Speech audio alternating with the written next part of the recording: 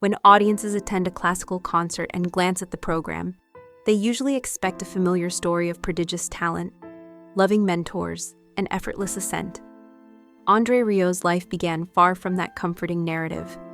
Born on October 1st, 1949, in Maastricht, in the Netherlands, a city still carrying the emotional weight of World War II, André grew up in a household filled with music but largely absent of warmth. His father, a respected conductor, ruled the home with discipline and expectation, while affection was expressed through structure rather than tenderness. Music was everywhere, yet emotional closeness was scarce, leaving young André to grow up in an environment where approval mattered more than comfort and silence often spoke louder than words. Childhood shaped by order and distance. From an early age, André learned that love was demonstrated through correction, not reassurance. His parents valued excellence, precision, and discipline, believing that structure was the greatest gift they could offer a child. While this upbringing instilled focus and determination, it left little room for vulnerability or emotional expression.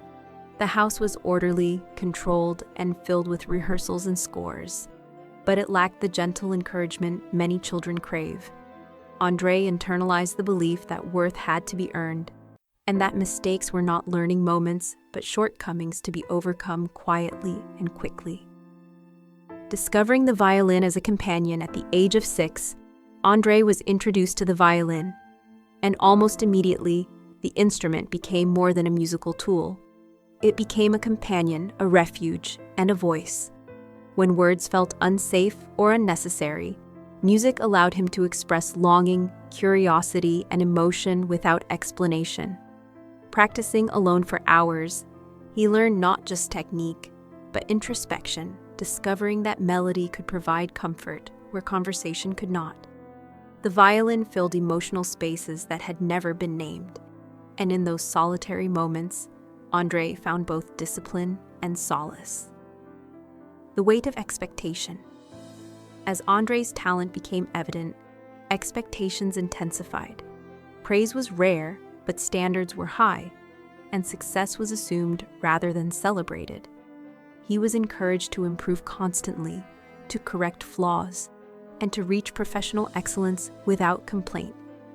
While this environment produced remarkable technical skill, it also cultivated exhaustion and self-doubt.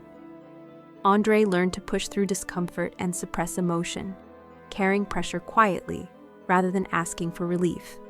Music was becoming not only his refuge, but also his responsibility. Entering the conservatory world. In the late 1960s, André entered the Royal Conservatory of Brussels, believing he would finally find inspiration, connection, and creative freedom. Instead, he encountered a world dominated by competition, rigidity, and hierarchy. Precision was valued above expression, and emotion was often treated as a weakness rather than a strength. His dream of making classical music joyful and accessible was met with skepticism, sometimes even dismissal. Teachers emphasized correctness over connection, leaving André feeling that his deepest musical instincts were somehow inappropriate. Holding onto a quiet vision, despite criticism, André held onto a private vision that would shape his future. He wanted music to feel alive. He imagined concerts filled with warmth, movement, laughter, and emotional connection. He believed that classical music should invite people in, not intimidate them. Though he rarely voiced these ideas openly, fearing ridicule, they became the emotional core of his identity. The conservatory years were difficult, but they clarified his purpose. André was not interested in impressing critics. He wanted to reach hearts, choosing an uncertain path. After his studies, André faced a difficult reality. Traditional orchestral opportunities offered stability but little room for creativity.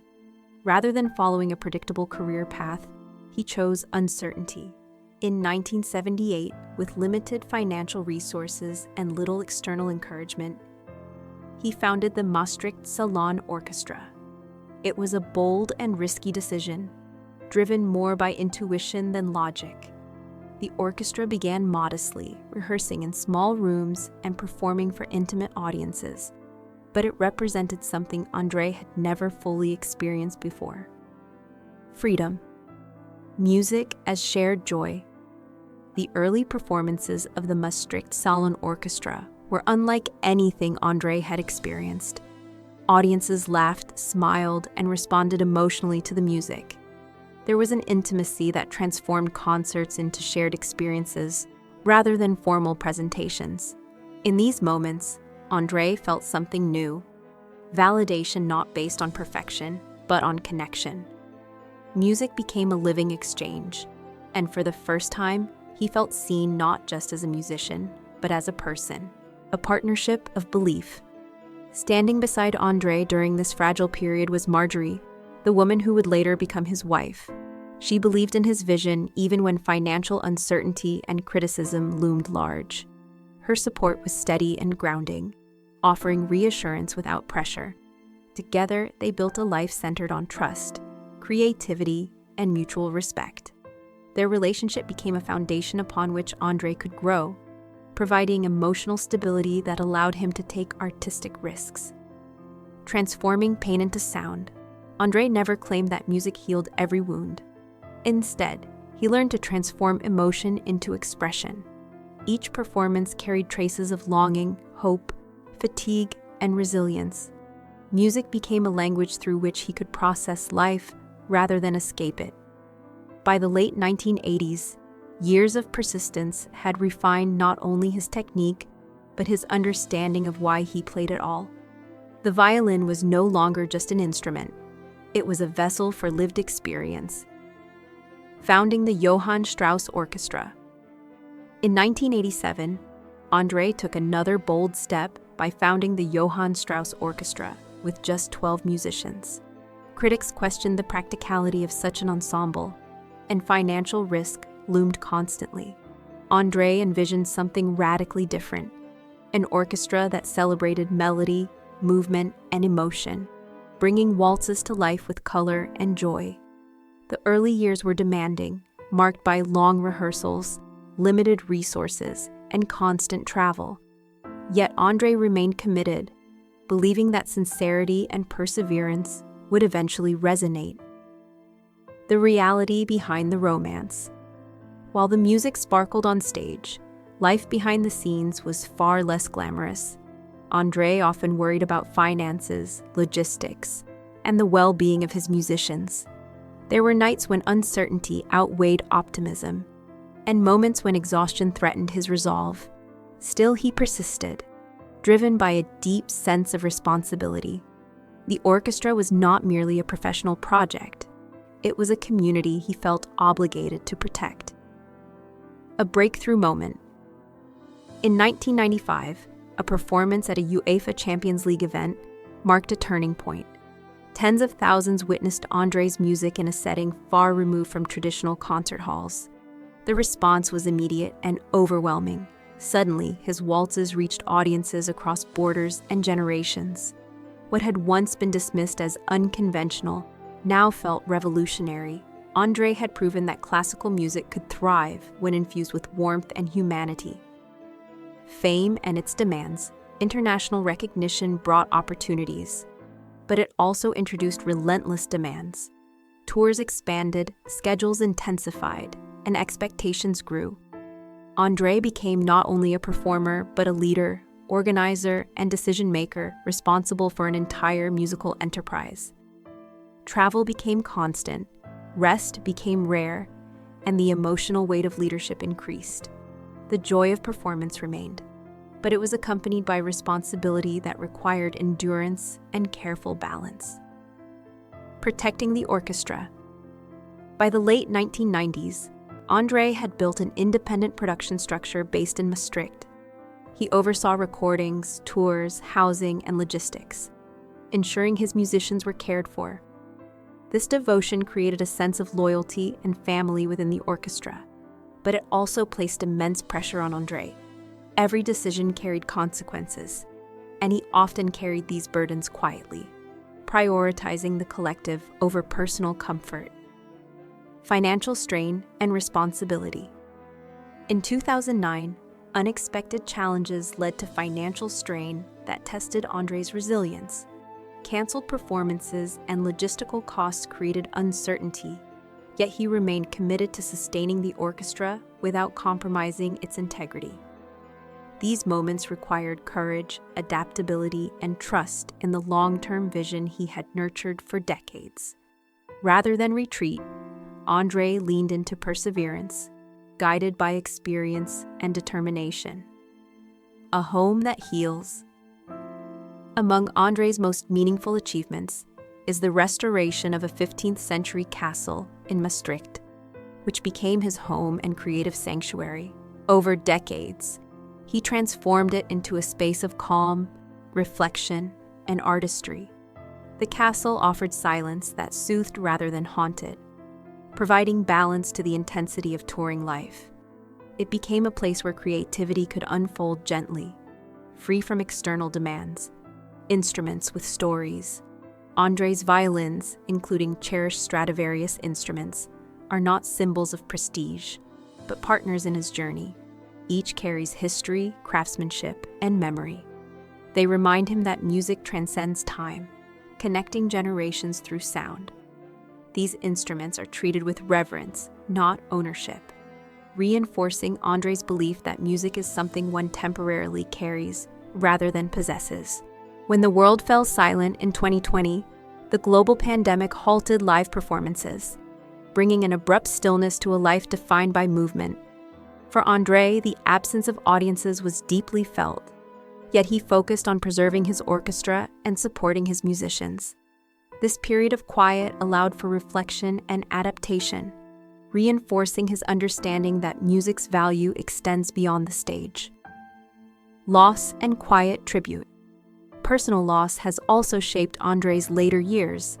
The passing of a close friend and longtime orchestra member left a profound impact. Rather than public displays, André honored this loss through subtle pauses during performances, allowing silence to speak where words could not. These moments reflected his belief that music can hold grief gently, acknowledging absence while continuing forward. Facing health challenges. Health challenges, including issues affecting balance and stamina, tested André's physical limits. Recovery required patience, humility, and adaptation. Practice became slower and more intentional, guided by respect for his body rather than force.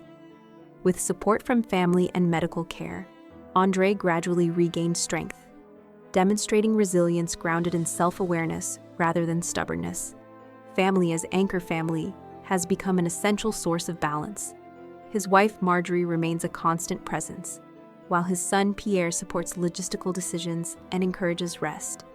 His granddaughter Daisy brings spontaneity and joy, reminding André of life beyond schedules and performances. These relationships ground him, offering perspective that fame never could. A gentler rhythm of life. In recent years, André has embraced a slower pace when possible. Mornings in the garden, afternoons in the studio, and evenings filled with quiet reflection have replaced constant urgency. Music remains central, but it is no longer driven by pressure. Instead, it flows naturally, guided by curiosity and gratitude. Music that carries experience. Even in his 70s, André's performances resonate deeply because they carry lived experience. Audiences sense not only technical mastery, but emotional honesty. Each waltz reflects decades of perseverance, vulnerability, and joy. His music offers comfort, familiarity, and hope, reminding listeners that beauty often emerges from endurance. A legacy beyond applause. André Rieu's legacy is not defined solely by record sales or sold-out arenas. It lies in the way he reshaped classical music's relationship with audiences, making it inclusive and emotionally accessible. His journey demonstrates that authenticity can coexist with discipline, and that joy can emerge from struggle without denying its presence. A life in harmony. From a reserved childhood to global stages, André's life reflects a delicate balance between discipline and warmth, ambition and compassion. His story is not one of effortless success, but of persistence guided by vision. Through music, he learned to communicate, connect, and heal, creating harmony not only in sound but in life. Conclusion: music that endures. André Rieu's story reminds us that music is more than performance. It is endurance, memory, and shared humanity. Applause fades, stages empty, and time moves forward. But the impact of sincere expression remains. Through every challenge, André has continued to play, not in defiance of hardship, but in conversation with it. His life stands as a testament to the quiet strength of those who choose to transform experience into beauty, and who allow music to dance gently through every season of life.